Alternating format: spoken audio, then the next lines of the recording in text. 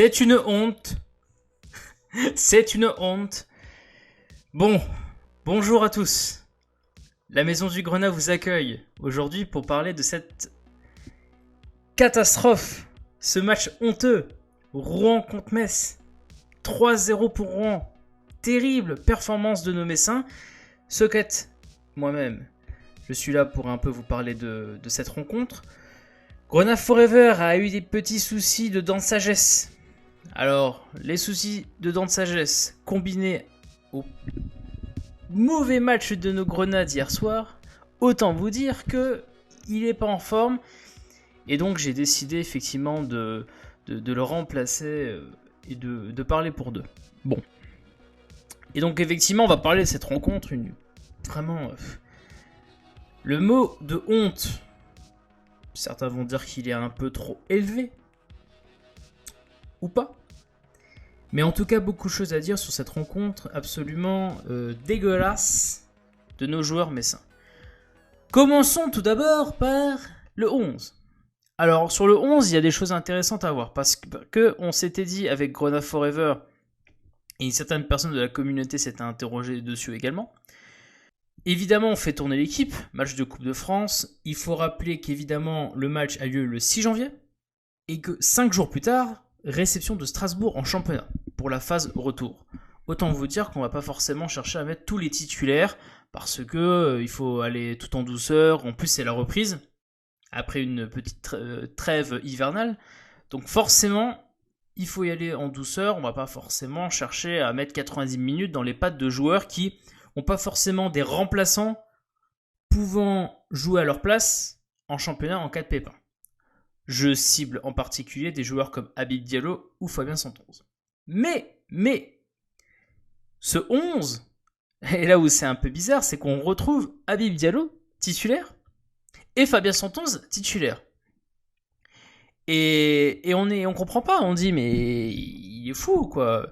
Alors, moi, j'avais fait un pari avec Grenat Forever, je me suis dit, en fait, ce que veut peut-être faire Vincent Ognon, c'est essayer de prendre l'avantage durant la première mi-temps de la rencontre pour que vers la 60e, il puisse sortir Habib Diallo, voire Fabien Santonze, pour les faire un peu souffler par rapport à Strasbourg. Vu que ce sont un peu les deux joueurs aux deux postes les plus vulnérables, je dirais, dans l'effectif du FC Metz actuellement. Que nenni, puisque les circonstances de la rencontre vont faire que son plan, si c'était bien son plan, est tombé totalement à l'eau. Donc là, il y a ces deux joueurs-là qui se sont alignés, dont leur présence était assez intéressante à analyser. Sinon, il y a beaucoup de joueurs aussi qui ne sont pas forcément des titulaires indiscutables actuellement. Thierry Ambrose. On peut dire que Victoria Angban, avec surtout cette grosse concurrence au milieu de terrain qui s'annonce, est pas serein dans son poste au milieu de terrain. Thomas Delaine a eu une concurrence un peu nouvelle avec Mathieu Hudol. Donc là aussi, ça commence un peu à s'effriter tout doucement. Évidemment, Paul Delcroix qui est au but, qui est numéro 2. Donc il y a des joueurs quand même qui ne sont pas titulaires indiscutables dans ce 11 aligné par Vincent Ognon. Évidemment, pour terminer sur le 11, il ne faut pas oublier la présence de nos deux recrues, Vincent Pajot et Dylan Brown. On va parler de leur performance après. Rapidement, parlons du déroulé de la rencontre. Très très simple, ça va être très très court. Rouen ouvre le score à la 6e minute de jeu par Fred Demby sur une 500e erreur défensive du FC Metz. On ne décompte plus. On ne compte plus aussi les buts encaissés depuis le début de la saison dans le premier quart d'heure. Ça commence à devenir une habitude, comme vous le savez. Puis rien ne se passe en première mi-temps. Deuxième mi-temps, Metz fait un changement avec Marvin Gakpa qui remplace Vincent Pajot pour essayer un peu de revenir au score. Malheureusement, ça ne va rien changer offensivement parlant. Et défensivement, c'est encore pire puisque Albert Archi Fataki marque le deuxième but, 2-0 à la 67e minute de jeu. Et puis, on termine par un but de Mamadou Diarra, 3-0 pour Rouen, 88e minute de jeu. Comme ça, tout est fait, la messe est dite. Et on peut tranquillement faire nos valises et rentrer à Metz. Donc ça, c'est un peu le déroulé du match. Je vais pas m'éterniser sur d'autres stats, parce que bon, on a la possession de balle, mais vous savez que la possession de balle, on a un peu rien à foutre depuis quelques temps quand même. Au nombre d'occasions, 6 tirs pour Metz, 1 tir cadré. Donc encore une fois, une très grande performance de nos joueurs en termes de pour cadrer les ballons. Vous savez que nous à Metz, on a une grande spécialité depuis le début de la saison. On n'arrive pas à cadrer nos ballons. Je parle pas d'en marquer. Je parle de cadrer les tirs. On n'arrive pas. Donc ça ne change pas là-dessus. Et évidemment, sur toutes les stats, vous irez voir hein, les stats défensives, que ce soit le nombre de tacles, le nombre d'interceptions, tout ça. Bien évidemment, Rouen nous bouffe. Symbole de l'agressivité très très bonne qu'ont eu les Rouennais face à nous. Nous avons été un peu soft sur cette rencontre-là et nous le payons évidemment dans le résultat final. Alors, on va parler un peu plus des joueurs. Alors, il y a quelques informations quand même à retenir des performances des uns et des autres. L'attaque, 0. Nul. Habib Diallo a été, à part une action qui était assez dangereuse en première mi-temps, a été assez absent, assez isolé. Prenez l'un ou l'autre. Opengate, Thierry Ambrose, alors les deux là c'est un peu le même combat, c'est-à-dire que ça a été deux joueurs, enfin,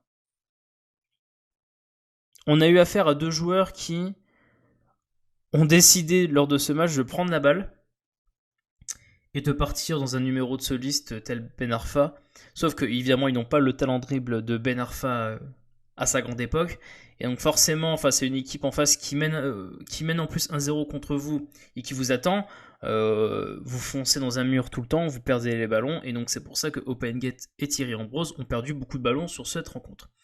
Je note quand même que Thierry Ambrose a peut-être été le joueur qui, à défaut d'avoir cadré une frappe, a été quand même, je trouve, assez, on va dire, entreprenant. C'est pas plus mal pour un mec qui est remplaçant et qui essaie de se montrer un peu, parce que les matchs de Coupe de France, c'est un peu l'une des rares occasions pour lui aussi pour se montrer. Il n'aura pas forcément beaucoup de titularisation dans l'avenir. Donc voilà, donc l'attaque très très décevant. Alors le milieu de terrain, alors là il y avait évidemment quelque chose à retenir dessus, c'était la titularisation de Vincent Pajot, qui comme vous savez est à la base un numéro 6, d'accord. Et dans ce milieu de terrain aligné, on se retrouve avec donc Victoria Angban, Kevin Endoram et Vincent Pajot. Et moi, j'ai pas compris un truc sur ce milieu de terrain, et je pense qu'on a peut-être vu les dernières heures, enfin les premières et les dernières heures de ce milieu de terrain-là. Kevin Endoram était très très bas, enfin il était très bas, il était plutôt bas, et je me dis, allez, c'est un 6, pourquoi pas. Vincent Pajot était lui aussi très très bas, vous irez voir les positions moyennes des joueurs hein, pour vous en rendre compte. Vincent Pajot était très très bas. Et alors le pire, alors lui c'est le pompon, Victoria Angban qui a décidé de redescendre carrément au niveau de Thomas Delaine et même au niveau de Kevin Endoram. Ce qui fait, et vous pouvez le voir en match, hein, sur les résumés du match, c'est assez clair, c'est assez visible. On se retrouve avec un immense trou au milieu de terrain, bien rempli par les Rouennais d'ailleurs. Hein. Et donc comme il n'y a pas ce relais entre le milieu de terrain et l'attaque, les attaquants ont eu tendance à beaucoup revenir vers les milieux de terrain pour avoir les ballons. Ambrose et Opengate en premier lieu. Et donc ça explique d'ailleurs pourquoi est-ce qu'il part en numéro de soliste en dribble. C'est pour ça qu'il va en dribble, parce qu'il part de très très loin. Et comme derrière il n'y a pas vraiment une attaque qui, il n'y a pas une attaque et un milieu de terrain qui va ensemble vers le but, pas de solution. Qu'est-ce qui se passe? Tu dribbles et tu perds beaucoup de ballons. Donc je dirais malheureusement les attaquants ont un peu aussi subi le mauvais jeu développé par les milieux de terrain. Et clairement, je suis Vincent Lyon, ce milieu de terrain Kevin Endoram, Vincent Pajot, à moins que tu décides de vraiment travailler avec les points faibles que tu as vus sur ce match et te dire il faut améliorer ça. Si tu n'en es pas capable, arrête tout de suite de partir sur cette idée de milieu de terrain. Je veux dire, faire un milieu de terrain comme ça pour te dire mais en fait, je suis emmerdé par rapport à ma gestion des milieux de terrain, donc je vais mettre Kevin Endoram et Vincent Pajot ensemble. Non, erreur. Je pense qu'il va falloir abandonner l'idée, il va falloir faire un choix d'homme, Kevin Endoram ou Vincent Pajot. Pas les deux. Même si je note une chose importante, j'ai bien aimé Vincent Pajot parce que pour une fois, j'ai vu quand même un milieu de terrain assez bas qui quand même faisait beaucoup de transmission de balles. Et ça, j'ai bien aimé. En première mi-temps, il avait fait beaucoup de transmissions de balles, Vincent Pajot. Il voulait prendre le jeu à son compte. Et c'est peut-être ça le petit problème, c'est qu'il a voulu prendre le jeu à son compte depuis le milieu de terrain, en étant très très bas, puisqu'il récupérait la balle des défenseurs. Et Kevin Endoran était un peu genre tout seul. C'était genre je suis là, mais je vais juste là mon travail défensif.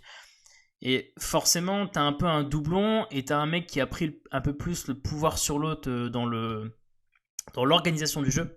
Je parle depuis le milieu de terrain. Et donc, ce qui fait que y a un peu de vide, quoi. Et donc, forcément, le milieu de terrain a pas été du tout très très bon sur cette rencontre. On termine en beauté par la défense. J'inclus le gardien dedans. La défense qui a été exécrable. Exécrable. Thomas Delaine, bon, a été, je dirais, martyrisé par les joueurs amateurs de Rouen. C'est peu de le dire. Hein. Bon, alors le premier but, on peut un peu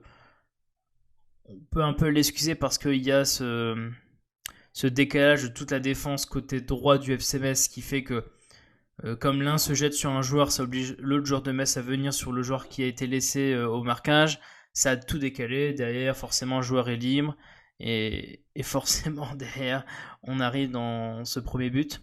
Après les autres buts, hein, ça vient du côté de Thomas Delaine. Thomas Delaine se fait prendre dans le dos. Malheureusement, c'est difficile de le défendre à ce niveau-là. De la défense messine qui n'a pas été extraordinaire. On prend 3 buts et franchement, c'est pas encourageant pour la suite. C'est pas encourageant aussi pour un mec comme Thomas Delaine qui commence à être pas mal critiqué parce que Mathieu Hudol revient tout doucement. Et un joueur qui était indiscutable en avant-saison, le choix de le titulariser aujourd'hui, ça devient indiscutable. Et donc, il faut faire très attention pour lui, parce que il a une concurrence. On peut pas en dire autant de Fabien Santonce, qui n'a pas forcément une grosse concurrence à son poste. Mais là, Mathieu Hudol commence à devenir tout doucement une grosse concurrence pour lui. Et donc là, Thomas Delaine va avoir des petits problèmes si il répète ce genre de performance. La doublette, John Boy, Dylan Brown, premier essai, pas forcément extraordinaire. Je retiens le fait que c'est comme le premier match de Dylan Brown, donc il faut un peu aussi voir. À la différence de Kevin Endoram, Vincent Pajot, parce que je sais que certains vont faire la remarque, on sait que John Boy et Dylan Brown vont être alignés ensemble parce que c'est un défenseur central gauche qui joue avec un défenseur central droit, donc l'association des deux, elle a été pensée pour ça, elle a été naturelle. Là, l'arrivée de Vincent Pajot par rapport à Kevin Endoram, c'est deux joueurs qui jouent au même poste, donc il n'est pas censé normalement on n'est pas censé avoir les deux joueurs ensemble. Donc l'analyse n'est pas la même. Les deux, John Boy et Dylan Brown, eux sont censés jouer ensemble pour le reste de la saison. Je retiendrai quelques petites choses de Dylan Brown. Son jeu au pied est assez intéressant. Le jeu de transmission de balle aussi. C'est un mec qui est capable de faire des ballons longs. Et c'est là où vous dites, là, c'est vrai que ça fait un bail qu'on n'a pas vu un défenseur central faire des ballons longs. Il a fait quelques ballons longs. C'est assez intéressant de l'attirail, je dirais, de passes qu'il peut en lancer, tout ça. Il peut faire beaucoup de passes. Des passes intéressantes, sortir de quelques situations à travers son jeu de passe. Et je pense qu'il va être très utile. Fabien Santonce, il attendait, je veux dire, beaucoup resté sur son côté droit, mais forcément dans un collectif un peu compliqué. Et il a fait 90 minutes. Et ça, c'est très gênant pour un joueur dont on sait qu'il n'a pas forcément une grosse concurrence à son poste. Faire 90 minutes alors que tu joues 5 jours après contre Strasbourg, c'est pas forcément le bon plan. Et on termine par Paul Delcroix. Alors Paul Delcroix qui a malheureusement, je dirais, a un peu pris l'eau. Est-ce qu'on peut dire vraiment que c'est de sa faute ? Tous les tirs sont des tirs qui ont été lancés dans la surface de réparation, quasiment, à part le premier, je crois. Tir à bout portant. Bon, c'est compliqué. Franchement, l'ensemble a pas été bon. Et qu'est-ce qu'on peut retenir de ce match pour en terminer ? Si le contenu est le même contre Strasbourg, il y a quelques tympans qui vont exploser parce que là, ça va pas forcément être accepté. Je veux dire, le contenu est désastreux, le résultat est encore plus désastreux contre une équipe amateur qui a mérité sa qualification.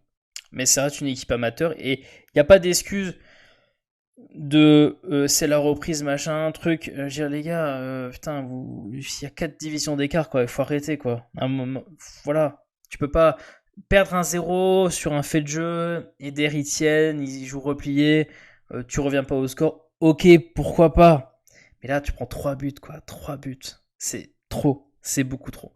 En tout cas, on espère que les joueurs et le staff, et ça c'est le plus important, vont se bouger pour pallier à toutes les erreurs que l'on a vues lors de ce match-là. Parce que c'est vrai que si un résultat négatif sort de la rencontre contre Strasbourg, je peux déjà vous dire que ça va être très difficile à tenir. Je ne vais pas parler de Vincent Aignan parce que lui, il sait qu'il est déjà sur la sellette, on va dire. Donc forcément, si derrière il n'y a pas une réaction, des décisions seront à prendre. Enfin, on l'espère, hein, parce que comme vous savez, la direction du FC Metz a du mal à prendre certaines décisions qui pourtant paraissent évidentes. Donc forcément,